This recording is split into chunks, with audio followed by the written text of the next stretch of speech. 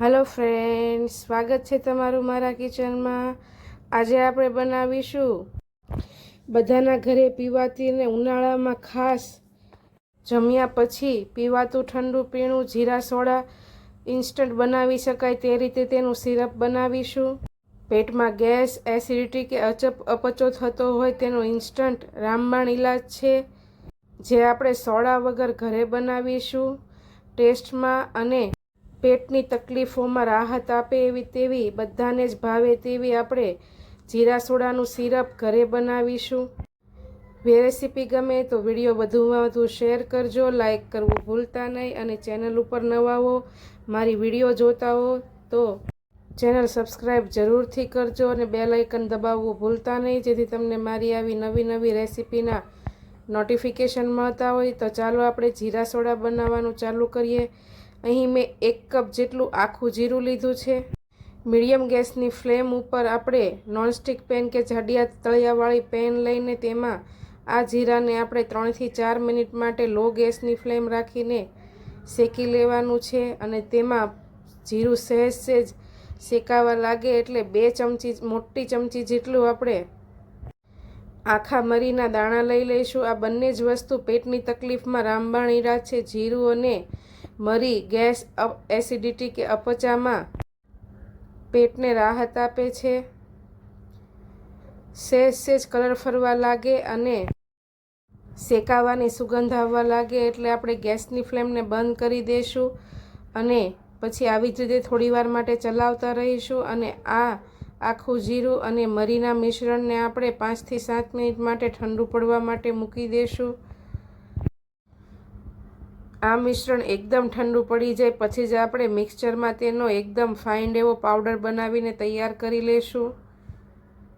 મિક્સચરને pulse mode ઉપર કરીને 4 થી 5 વખત કરશો ત્યાં તમે જુઓ તેમ એકદમ પાવડર તૈયાર થઈ ગયો છે। આને આપણે કાચની બોટલમાં ભરીને જો તમે પ્લેન સોડા નાખીને પીવો તો અસલ જીરા સોડા જેવો ટેસ્ટ આવશે। આપણે તેને સોડા વગર બનાવવું છે એટલે હવે તે જ પેનમાં આપણે પહેલાં 2 ગ્લાસ જેટલું પાણી ગરમ કરવા માટે મૂકીશું। પાણી હલકું એવું ગરમ થવા લાગે એટલે તેમાં આપણે 2.5 કપ જેટલી સાકર એડ કરીશું। જે કપથી આપણે જીરું લીધું હોય તે જ માપથી આપણે 2.5 થી 3.25 કપ જેટલી સાકર કે પછી ખાંડ કે બુરું ખાંડ એડ કરીશું અને મીડિયમ ગેસની ફ્લેમ ઉપર તેમાં બધી જ સાકરને આપણે પહેલાં પીગાળી લઈશું અને થોડી એવી ચાસણી જેવું તૈયાર થઈ જાય, થોડું એવું ઘટ થાય ત્યાં સુધી આપણે ગેસની ફ્લેમને મીડિયમ ટુ લો કરી નાખીશું। આવી રીતે થોડી ચાસણી જેવું ઘટ થવા લાગે એટલે હવે આપણે તેમાં જીરું અને કાળા મરીનો જે પાવડર આપણે તૈયાર કર્યો છે તે તેમાં આપણે ધીમે ધીમે એડ કરીશું। આપણે એકદમ ચાસણી નથી લાવવાની, પરંતુ મિશ્રણને થોડું એવું આપણે ઘટ કરીશું તેટલું જ આપણે ગરમ કરવાનું છે એટલે ચાસણીને આવી રીતે ચલાવતા રહેવાનું ને ગેસની ફ્લેમને મીડિયમ ટુ લો રાખીશું। હવે જીરુંનો આ પાવડર નાખ્યા પછી હવે તેમાં આપણે 1/4 કપ જેટલો સંચળ પાવડર ને 1/4 કપ જેટલો આપણે છાશનો કે પછી ચાટ મસાલો જે ઘરે હોય તે એડ કરીશું। સંચળ પાવડરથી તેનો ટેસ્ટ ખૂબ જ સરસ આવશે જીરા સોડામાં અને છાશના મસાલામાં પણ સંચળ હોય છે એટલે આનાથી આપણે બંને વસ્તુનો ટેસ્ટ ખૂબ જ સરસ આવશે। હવે આપણે 8 થી 10 મિનિટ માટે આ મિશ્રણને મીડિયમ ટુ લો ગેસની ફ્લેમ ઉપર ઉકાળવાનું છે, જેથી સરસ એવું ઘટ સિરપ તૈયાર થઈ જશે। તમે જુઓ તેમ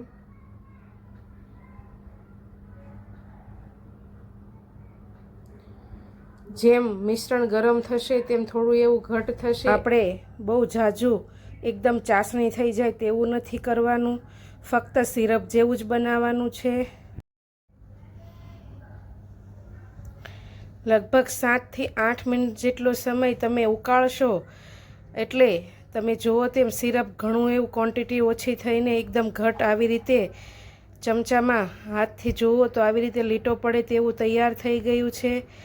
આ સમયે હવે આપણે ગેસની ફ્લેમને બંધ કરીશું અને થોડીવાર માટે ચલાવતા રહીશું જેથી ચાસણી ન થઈ જાય અને મિશ્રણને અડધો કલાક માટે આપણે આવી રીતે એકદમ ઠંડુ પડવા દઈશું। અને પછી જ તેને આપણે બોટલમાં ભરીશું. મિશ્રણને એકદમ આપણે ઠંડુ પડી જાય પછી બોટલમાં ભરવાનું છે. તમે જુઓ તેમ મિશ્રણ સારું જેમ ઠંડુ પડ્યું તેમ સારું એવું ઘટ થઈ ગયું છે. એકદમ ઠંડુ પડી ગયા પછી હવે આપણે તેને પહેલાં ગળણીથી ગળી લેવાનું છે, તેથી તેમાં જે જીરાના ક્રશ હોય તે બધા જ નીકળી જાય. સોડા પીતી વખતે મોઢામાં ન આવે. તો આવી રીતે આપણે બધું જ પહેલાં ગળી લઈશું. જે જીરાનો ક્રશ આમાં નીકળે છે તે તમે ઇન્સ્ટન્ટ જીરા સોડા બનાવવામાં લઈ શકો. સાદી સોડામાં આ ક્રશ નાખીને લીંબુ એડ કરીને તમે ઇન્સ્ટન્ટ જીરા સોડા પણ બનાવી શકો.